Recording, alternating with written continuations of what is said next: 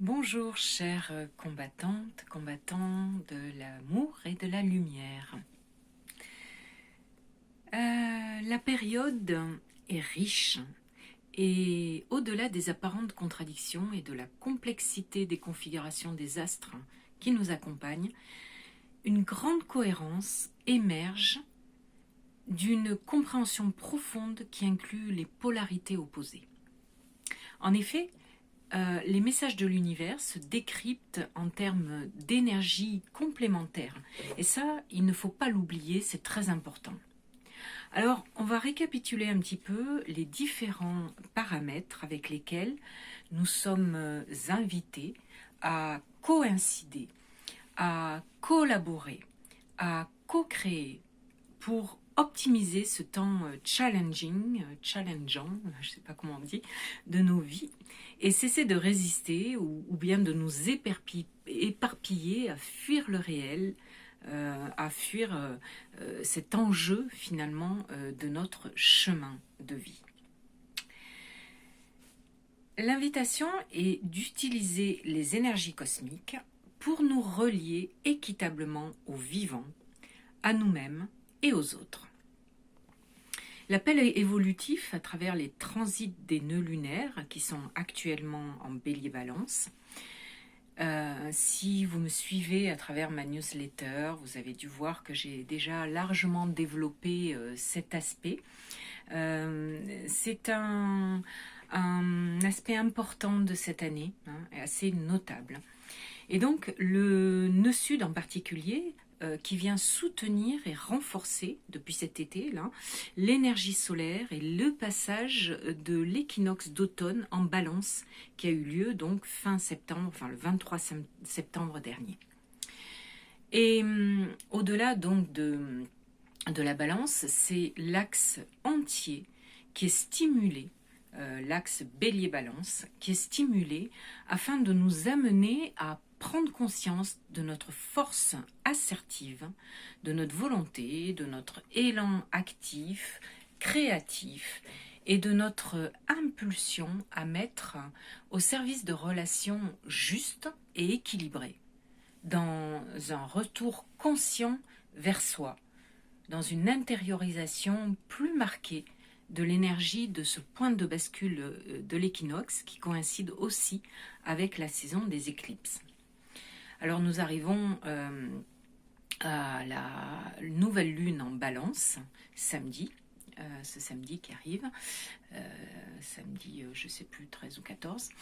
et nous ouvrons à nouveau, cette nouvelle lune coïncide à nouveau avec une éclipse solaire. Revenons donc au nœud nord. Autrement dit, le nœud nord donc, de la boussole, enfin le nord de la boussole, qui est axé sur l'énergie du bélier, eh bien, nous dit que l'invitation est celle de nous connecter à l'énergie la plus élevée de ce signe initiateur. N'oublions pas que le bélier est le premier signe initiateur du feu, qui donc impulse toute vie dans la vibration de sa puissante et émergence, en lui redonnant ses titres de noblesse, cette énergie yang par excellence. Mais il ne faut pas oublier que la Balance en face vient tempérer ce feu pour lui faire prendre conscience de son alter ego et de l'autre énergie en soi, cette facette inconnue de lui-même à explorer pour se réunifier et retrouver sa complétude au fond. En effet, le moment très éphémère de l'équinoxe, durant lequel la durée du jour égale exactement celle de la nuit, donc c'est un moment éphémère qui a eu lieu le 23 septembre dernier, il nous parle d'un profond rééquilibrage des énergies à opérer entre énergies d'extraversion qui nous ont régis lors des derniers mois, et plus particulièrement depuis le dernier solstice d'été, où c'était vraiment l'acmé de la lumière, et puis les énergies d'introversion, vers lesquels nous nous enfonçons progressivement jusqu'au prochain solstice d'hiver qui aura lieu donc le 21 décembre prochain. Et ce, afin de les transmuter et muer vers un nouveau cycle plus yin, plus épuré en quelque sorte, souterrain et invisible. Alors, au cœur de cette dynamique équinoxiale, en balance, la pleine lune que nous avons vécue en bélier, donc en signe opposé, le 29 septembre dernier, donc il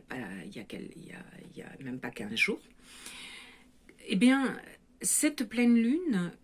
corrobore une puissante énergie d'affirmation personnelle qui ne souffre plus la complaisance toxique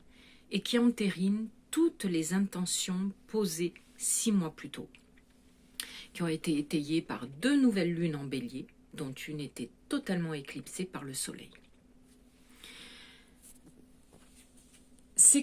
Là, nous arrivons à la nouvelle lune en balance, et donc un autre enjeu relationnel vient prendre le relais, et je vous en reparlerai plus amplement à cette occasion. Mais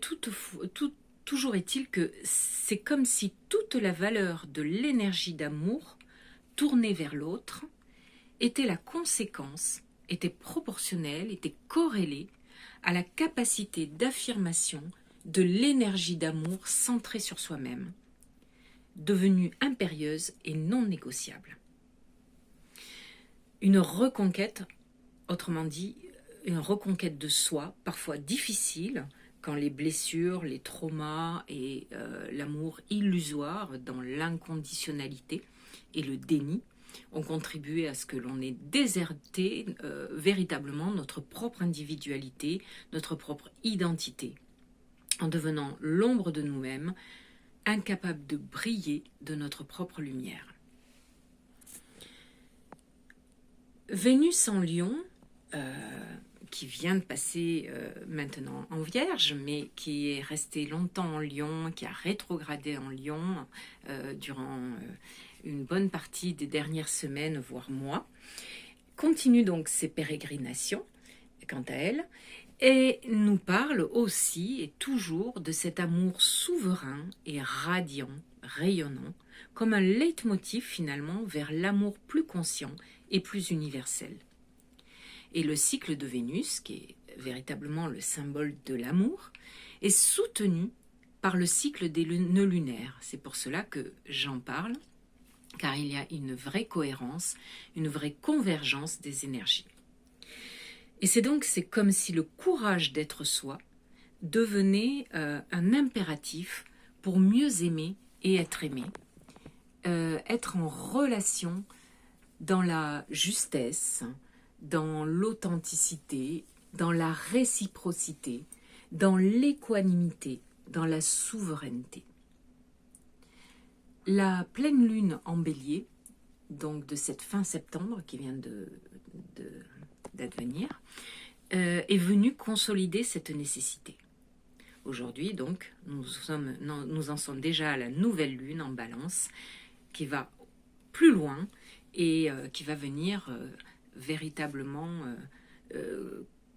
confirmer tous ces enjeux relationnels. À mon sens, la capacité et la puissance d'autodétermination,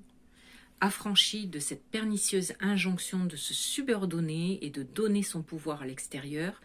dans une polarisation exacerbée vers le spirituel et l'amour inconditionnel illusoire, est au service de l'amour véritable, conscient et universel. Là réside toute la magie de la synchronicité des cycles cosmiques qui animent nos cycles psychiques intérieurs, mais aussi sociétaux, culturels et collectifs. Force est de constater qu'au-delà du déni, parfois très subtil, de soi-même, niché en plus dans toutes les injonctions implicites d'une société patriarcale, notamment, qui prône particulièrement dans les milieux spirituels, l'amour inconditionnel, dans un monde idéalisé mais qui n'en est pas pour autant réel, qui érige à son insu une pensée unique d'un monde parfait et d'un idéal projeté sur une réalité spatio-temporelle d'amour et de lumière, mais qui oublie d'aller plonger dans ses ombres. Dans notre monde qui s'éveille et où les forces de lumière cherchent à pénétrer le réel, avec des forces d'ombre proportionnellement émergentes, bien sûr, beaucoup de personnes s'identifient au lumineux, au bien, au beau, et refusent inconsciemment l'autre polarité. Or, notre monde tangible, incarné, est un monde de dualité. Et par ailleurs, la lumière vient toujours de l'intérieur, donc de l'amour de soi, avant de se diffuser et se projeter dans le monde extérieur qui n'est que le reflet de cette intériorité.